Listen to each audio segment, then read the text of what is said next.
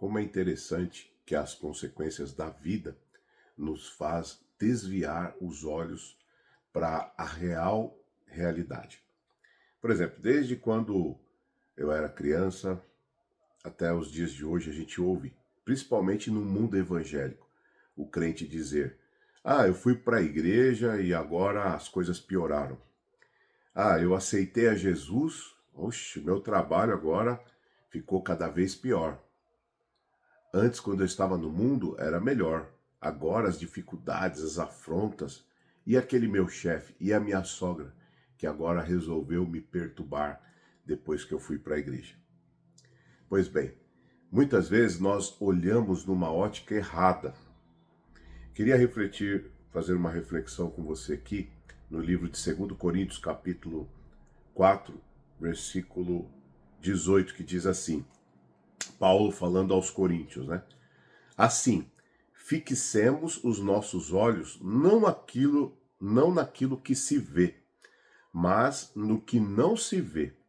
Porque o que a gente vê, que está falando agora, o que a gente está vendo, focando, é somente transitório. Mas o que nós não vemos é eterno. Aqui existem várias conotações e várias explicações a respeito desse versículo, mas a revelação que eu quero ensinar para você hoje é que muitas vezes nós fixamos os nossos olhos nas coisas que a gente vê. E aquilo que a gente não vê, a gente não percebe, que é a nossa fé. Por exemplo, muitas vezes você vê uma pessoa que está passando por uma dificuldade muito grande. E você fala, como essa pessoa está de pé?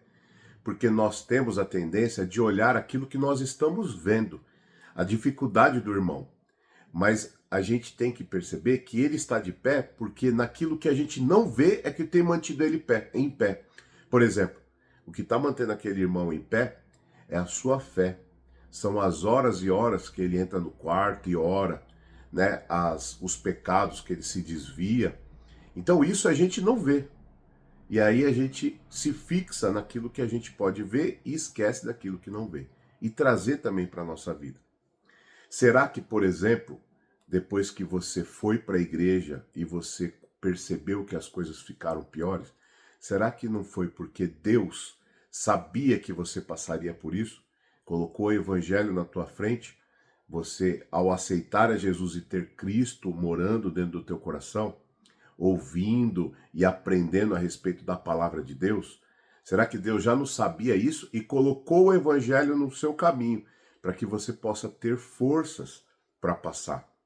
A leitura que eu tenho disso, que todas as dificuldades que nós passamos, com certeza nós passaríamos se estivéssemos na igreja ou se não estivéssemos na igreja.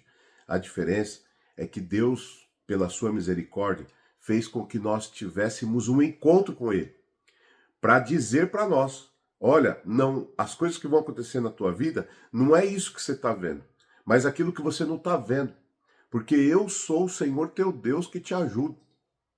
É o Senhor que está te ajudando.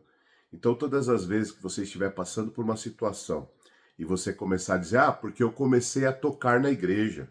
Ah, porque eu aceitei a Jesus. Ah, porque agora eu me tornei um obreiro. Não, irmão. É uma falta de consideração com o Senhor. Porque não é isso. A leitura que eu vejo é que o Espírito Santo colocou você no lugar certo, na hora certa. Tenho certeza que ao aceitar a Jesus, você deve ter aprendido tudo que te faz bem e também aprendido tudo que te faz mal. O que te desvia da presença dele e o que te põe na presença dele. Pois então, é isso que nós temos que ter na nossa mente. Quando a gente vê ali a história de Josué e Caleb, que é registrado ali em Números capítulo 13 ali, 13 e 14, nós vemos Moisés, que era um líder, ele estava liderando o povo que estava saindo do Egito, e eles iam conquistar a terra prometida. E antes de conquistar, ele enviou 12 soldados, 12 homens, cada um representando uma tribo, para ir espiar a terra, espionar a terra, porque era um método comum para eles saberem qual tipo de forma que eles iam invadir aquela terra. Então eles mandavam esses espias ou espiões para verificar a terra. Pois bem, 10 desses homens que foram enviados por Moisés voltaram desesperados. Eles disseram: olha, é uma terra muito boa, uma terra que tem bastante recursos, mas existem muitos gigantes lá. Com certeza eles vão nos destruir. Josué e Caleb vieram de lá não olhando aquilo que, como Paulo está falando, olhando naquilo que eles estavam vendo, mas aquilo que eles não estavam vendo. Nós não temos que olhar para as circunstâncias da nossa vida, mas ver o tamanho que é Deus para operar em nós. Pois bem, Josué e Caleb voltaram da viagem, diferente dos outros 10.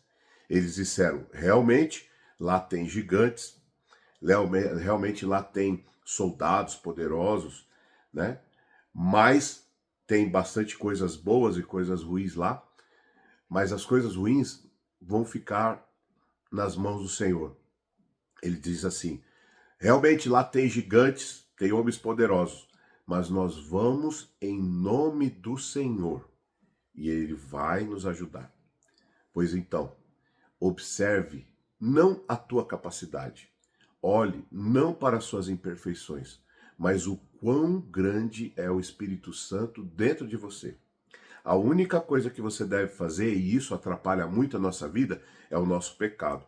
Porque pagamos muitas vezes pelas consequências de ações erradas, de direções erradas na nossa vida. Nós complicamos muitas vezes as coisas na nossa vida. Mas aquele que obedece ao Senhor, aquele que está nos pés do Senhor, e ainda que você tenha pecado hoje, ainda que você esteja em pecado, se você se arrepender do teu pecado, confessar o teu pecado a Deus e deixar, Deus vai te dar a tua vitória. Saiba, não é aquilo que você está vendo, mas naquilo que você não vê. Nós vemos, por exemplo, Davi. Davi também foi um outro exemplo. Davi, ele era o menos capacitado, talvez, na casa do seu pai. Mas ele derrotou Golias. A palavra diz que Golias ficou deu até risada. Ele até achou engraçado. Esse aí vem a mim. Mas Davi não teve medo de Golias. Davi não olhou aquelas coisas que estavam à sua frente, que era o tamanho da espada de Golias. O tamanho de Golias, diz que o homem tinha quase 3 metros de altura. Não estava olhando para todas as batalhas que Golias ganhou, que era comum saber da história de Golias, né? Do seu histórico de matanças. Diz que ele matava várias pessoas à espada. Mas Davi, naquele momento, ele não olhou as coisas que os olhos dele estavam mostrando para ele, mas naquilo que não estava ali aparente, estava escondido. E ali Golias até tirou um sarro ali daquela situação, falou: esse aí veio a mim. E Davi não olhou para isso. Davi falou: eu vou a ti sim, Golias, em nome do Senhor. Ele estava indo no nome daquele que não se vê.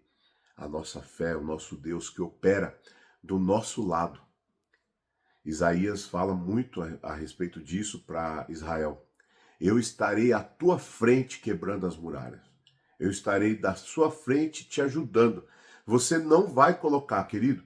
Eu não sei porque eu estou dizendo isso para você hoje. Mas saiba, passe para outras pessoas se você quiser compartilhar, porque outras pessoas sejam abençoadas. Mas eu quero te dizer, maior é Deus para estar do teu lado, te ajudando.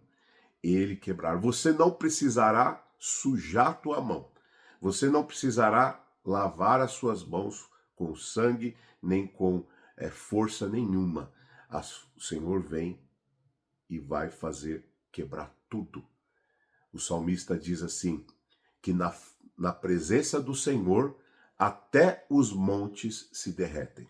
Você pode imaginar todos os seus problemas, as adversidades da tua vida, se derretendo, porque grande é o poder de Deus sobre a tua vida. Então, a partir de hoje, quando você estiver passando uma situação adversa, lembra assim: Senhor, obrigado. Obrigado por, Senhor, me colocar nos teus caminhos.